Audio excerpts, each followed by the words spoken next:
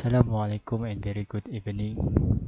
I'm AZZAM from BEI, section 1/1. So I represent my group, where is my group member is Asyraf, SYAZANI and IZZATY. So for this part, I will tell you more about the tragedy, the collapse of telecommunication tower at the Summit Park community in Clarksburg, West Virginia. So I would like to start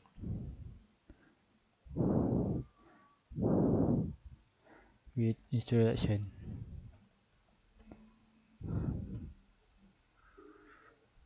So basically the introduction is tell you more about the what happened on that day, where is the on the 1st February got 4 technicians and 2 climbers were pronounced dead on that site, and the firefighter respond to the scene immediately when according to Associated Press. So this collapse traced the guy wire connecting it to the second tower nearby, causing it to collapse as well. Basically, this project was originally commissioned by SBA Communication and subcontract to SNS Communication Specialist. But this incident is already under investigation by OSHA. So this is the history of the safety issue. There are a few story that got from article by OSHA. So during the collapse,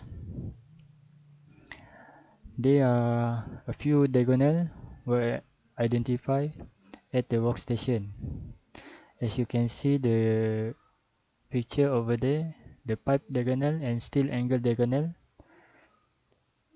So the diagonal, another diagonal was still on web with a rope remained in a place on the way down from the tower. So the contractor was removed 5 diagonal from the tower and disabled 6 diagonal without providing any temporary bracing to the tower between 70 to 80 foot from its base. The oil diagonal were removed without installing any temporary support to offset the strength of the tower. So now is the description of the nature and issue that involved in the safety case.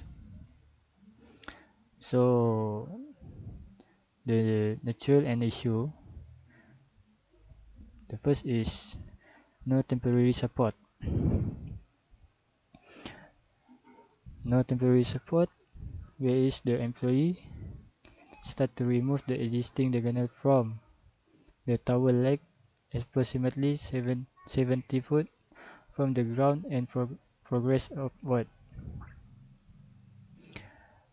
But the old diagonal were removed without installing any temporary support offset the loss of strength of the tower. And then the cell tower fell onto the guy wire of adjacent smaller cell tower and caused it to collapse. Second nature and issue is the day of the incident is the first day of the contractor began construction activity on the tower. So means that is the first day of SNS communication company handling this job. So the third is improper construction procedure. This improper construction procedure will significantly increase the armrest length and decrease the comprehensive capacity of the tower leg in this 30-foot length. The fourth is contractor did not comply the industry standard. So the first is the contractor did not writing plan that established show the manner, sequence and number of diagonal to be removed at the time. Second is the no qualified engineer was involved in establishing any ringing planning. Third is no temporary support were provided when removing constructional member. The fourth nature and issue is wind was not a causal factor of the tower collapse. The tower collapse is because the diagonal that removed earlier had no temporary support bracing the tower to recover the lost support from original support diagonal. So this is the application of ethical principles and theories as they relate to OSHA. First is no written ringing plan was established showing the manner, sequence and number of diagonal to be removed at time. The ringing plan should consider the operation and unoperation load, construction equipment, supportive construction sequence and duration, require load testing and field monitoring. So the code of ethics is engineers shall approve only those engineering documents that are in conformity with applicable standard. So number 2 is no qualified engineer was involved in establishing any ringing plan. The scope of work involved removal of structural member with qualified person with qualified engineer. The code of ethics, engineers shall not aid or abet the unlawful practice of engineering by person or firm. So next is no temporary support were provided when removing structural member.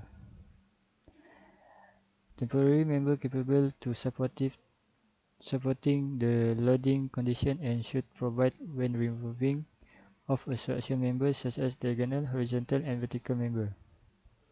So the code of ethics is engineers shall approve only those engineering documents that are in conformity with applicable standard. So that's all. So this is our reference that we use about this tragedy.